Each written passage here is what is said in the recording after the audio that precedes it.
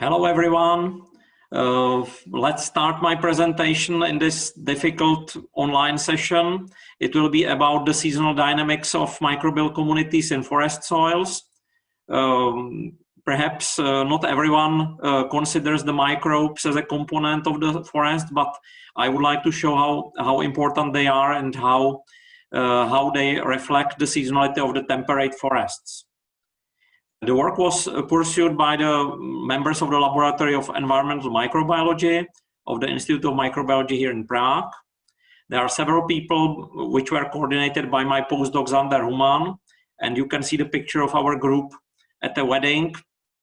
And there were several collaborators that helped us to solve some parts of the work that I will be presenting, from Iowa State, Oslo University, INRA, Nancy, and US user facilities that helped us to get some data. Talking about ecology of forest topsoil from the viewpoint of microbes, we can divide the nutrients into leaf and root litter, the major sources of organic matter in soils, composed mainly of biopolymers like cellulose, lignin, and any other complex stuff. And for that, numerous enzymes are needed to be degraded.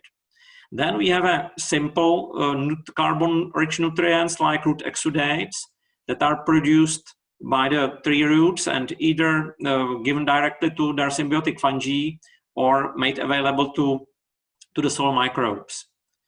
And the microorganisms reflect somehow the availability of these resources. So there are saprotrophic fungi, degraders, that obtain carbon mostly by degrading organic matter, produce multiple extracellular enzymes to be able to do that efficiently.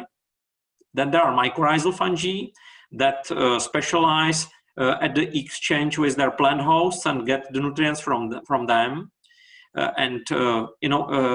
In return, they give their plant hosts access to other nutrients. They have some saprotrophic abilities, but these are variable and limited. And then there are bacteria that mostly prefer to utilize easy compounds, but some of them also have some ability to degrade biopolymers. If we speak about temperate forests, they typically experience seasonality. So if we look at the late vegetation season in September, it's the time when the CO2 fixation goes very rapidly. The CO2 is fixed and goes through the roots into the soil, and then it is handed over to mycorrhizal fungi and soil microbes. The mycorrhizal fungi have unlimited access to carbon and are very active, and the respiration is high. However, in winter, the trees can't photosynthesize, so this flow of easy carbon is stopped, and it's the time when the saprotrophic microbes take over, when the activity of mycorrhizal fungi is expected to decline and the saprotrophic fungi and bacteria should increase. But in the same time, the total production of the system is much lower. Sometimes the soil is covered by snow, but still it's very, very well living. If you uncover the snow and smell, you can see you can smell the fungi there. So they are active all time, even under this snow cover, because the typical temperate forest soils never freeze. So the winter should see some activity of the mycorrhizal fungi. And to address this issue, we tried to sample what happens in soil in different seasons, in spring, summer, early and late winter. We isolated dominated bacteria and dominant fungi to have some idea about their genome composition, but we also sampled separately different topsoil habitats, the plant litter that contains recalcitrant carbon, the soil, but also the rhizosphere at the interface of the root and the soil. And we also analyzed the spruce roots. What we did is that we mostly relied on metatranscriptomics to see the genes expressed at each season and how different are the genes that are utilized in different seasons and how different are the microbes that live there in different seasons. So the rhizosphere should be the mediator actually of compound and information flow from the trees to the soil and from the soil to the trees. So it's in many cases different than the bulk soil. So if we compare the bulk soil with the rhizospheres, you can see that the fungal biomass is typically higher than the bulk soil, both in summer and winter. So it's a hotspot of fungal activity, mostly of mycorrhizal fungi. And also it's a hotspot of enzymatic activity because it offers more nutrients, and more nutrients means more energy to generate enzymes and to turn over organic matter. So the rhizosphere indeed is a valid habitat, which is in many ways different from the soil. And coming back to the experiment, we selected the 4 periods of the year. You can see that in the vegetation season, the temperature is varying, but in our temperate spruce forest, it's around 12 degrees most of the summer season. And in winter, the temperature in the soil drops to roughly 0. It's very constant because it's insulated by snow, and there is a stable environment when the soil is not frozen and the microbes can live, but they should cope with the limited access to nutrients from the trees. So if we look at the community as it is, and look at the potential, which is expressed as a metagenome, as all the genes that we can recover from the soil, we can see that litter DNA, these green dots, is different from soil DNA, which means that there are different microbes in each of them. But if we look at the full and open circles, they are mixed together. The full circles are summer, the open circles are winter, and there is no seasonality in the genomic information. There are the same communities in summer and in winter, different between litter and soil, but not different between seasons. If we look at the activity, the genes that are expressed, we can see again the separation of litter in green and soil in brown. But in addition, we can see the separation of summer samples with the full symbols and winter samples in litter, and summer samples and winter samples in soil. So the microbes are the same, but they express different genes in the different seasons to cope with the conditions that they are there. And one of the target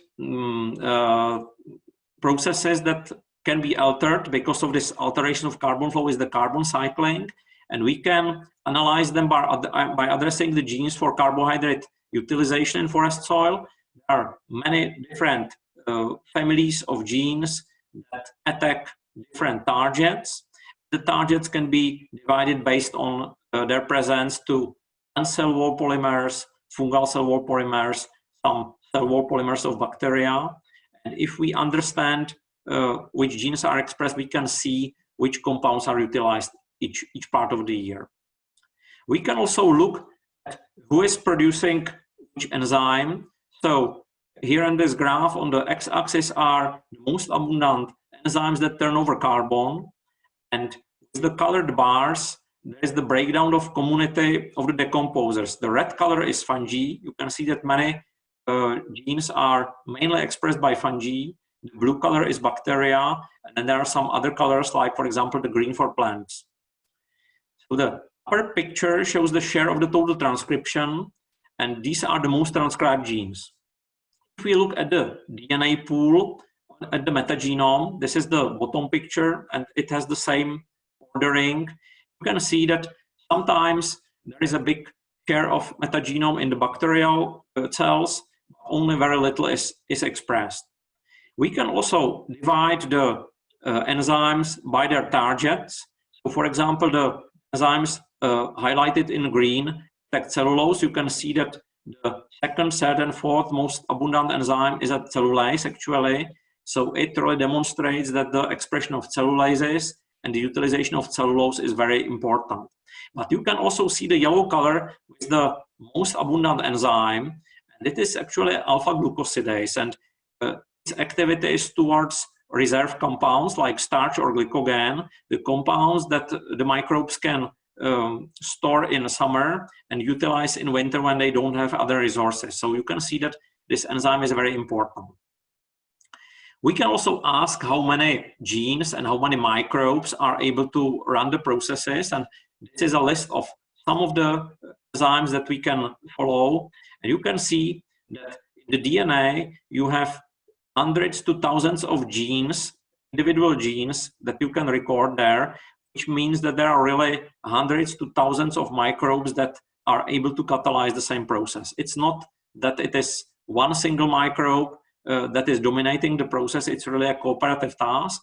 If you look at the expression, again, it's tens, hundreds, sometimes thousands of microbes that do the same process, and jointly they perform the decomposition of organic matter. We can later look to the genes that are overexpressed or underexpressed in some season.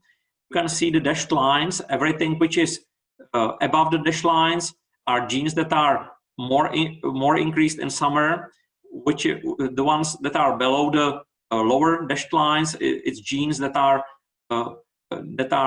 increased in winter.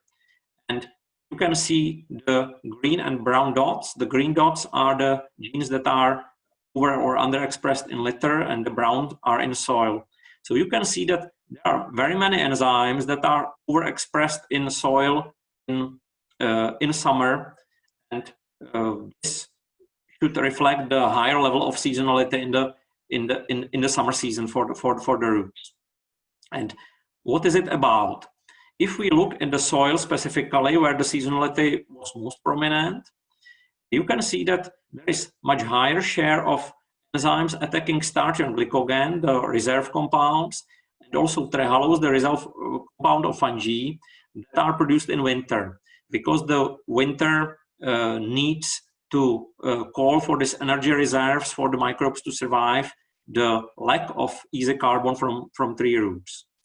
If we go to cell wall turnover, you can see that the summers are slightly higher than the winters, both in the litter and in soil. For bacteria, it's rather the litter. And this should indicate that perhaps the growth and regrowth of their cell structures is higher in the summer, where there is more energy and more carbon flowing from the trees.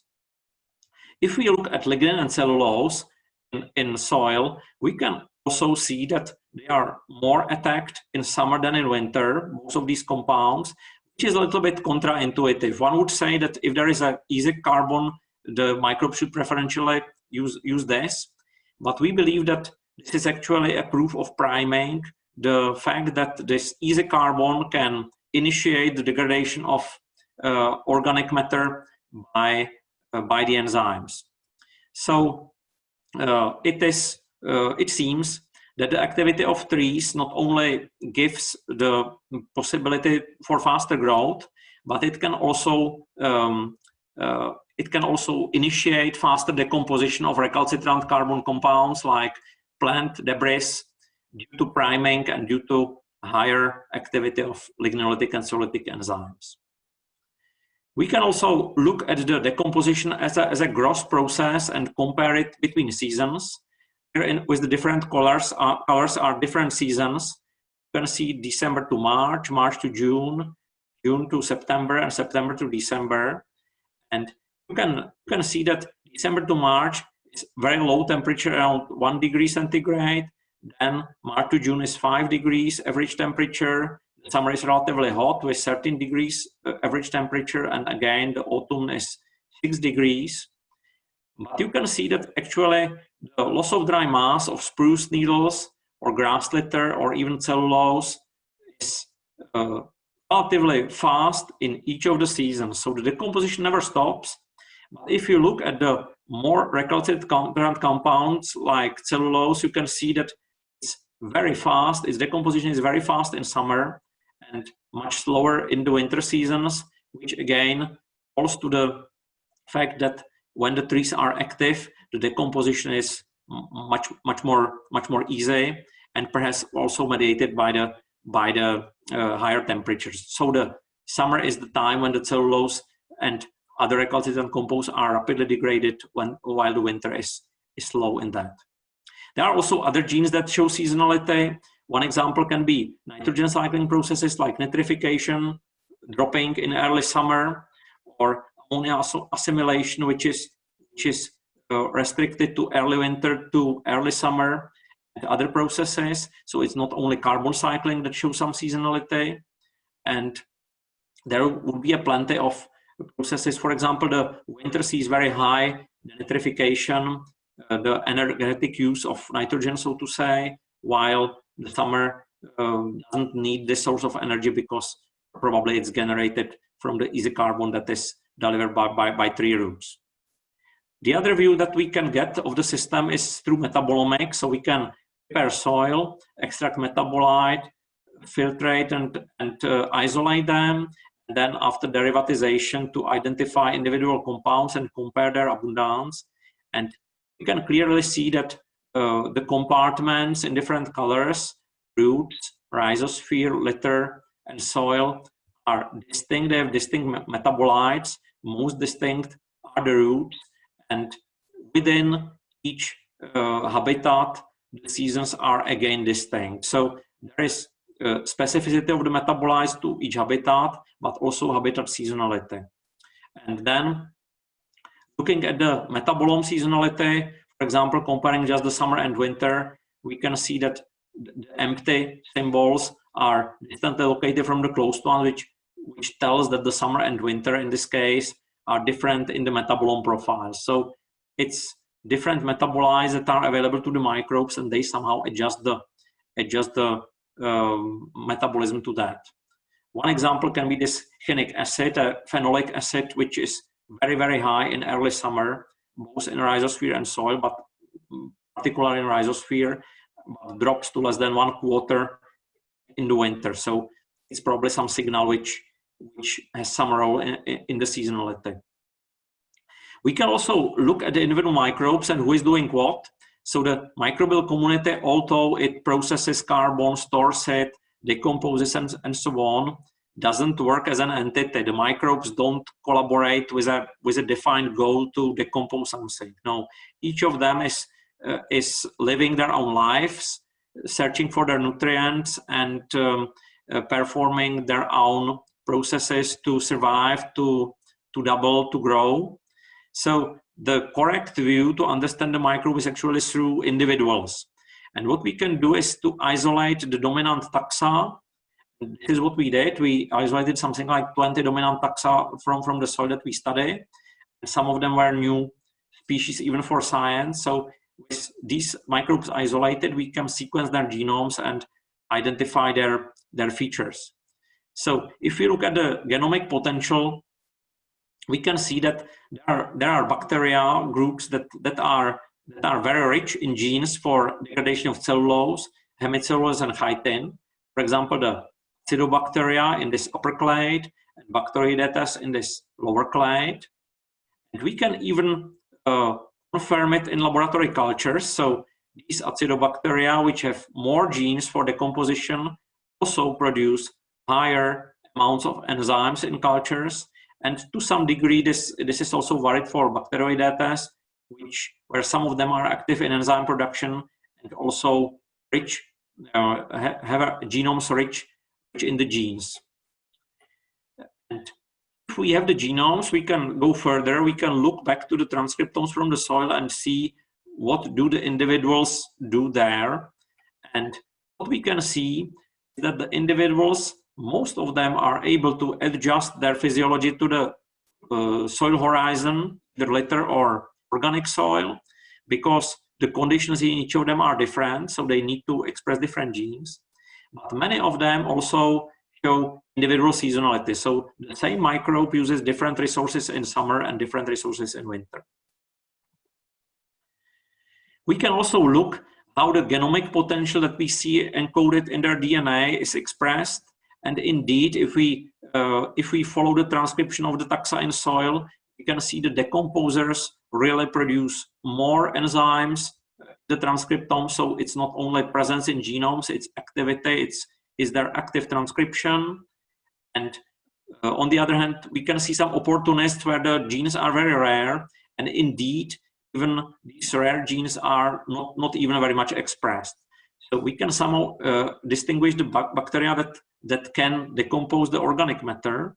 And these are more likely to be active all the year round because they aren't so much dependent on the easy carbon provided by plant roots. While the opportunists require the easy carbon. They cannot cope with the complex biopolymers, and they should be enriched in summer where the available carbon is present.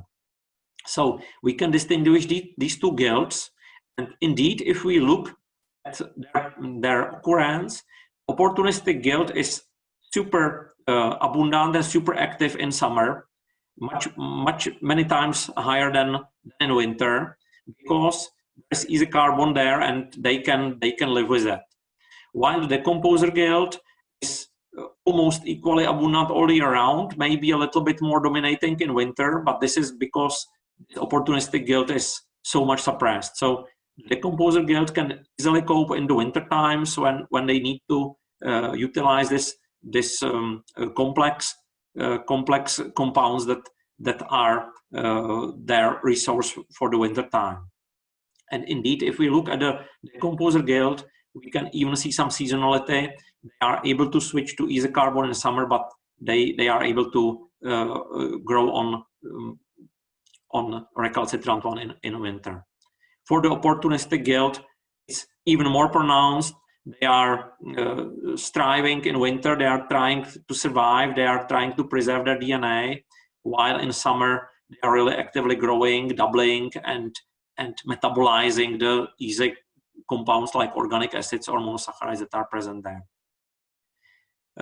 Thanks to the Joint Genome Institute, we also have the genomes of some fungi, ectomycorrhizal fungi that actually mediate the transfer of nutrients from the trees to the soil. We have the genome of Amanita rubescens, Boletus edulis, Russula emetica, and Russula ochroleuca, which are dominants in our forest. And with that, again, we can ask about their expression in the different seasons. So we can compare their activity in summer and winter, and we can see that really some of them are more active in some of the seasons than in the others, like the Amanita and the Boletus seem to be more expressing in winter, probably restructuring their mycelia and perhaps relying on the nutrients provided by the tree roots of their hosts. The Russulas seem to be more active in summer because they are trying to explore higher amounts of soil and to extend in this time of the year. And we can also look at the individual fungi. This is the example of Russula ochroleuca, the most dominant fungus in our system. And you can see that they can also produce different genes in different habitats, but also show some seasonality. For example, in litter, when they are fruiting, they express very different genes than in litter, which just in winter it's colonized and used to retrieve the nutrients that is required to maintain the mycelia.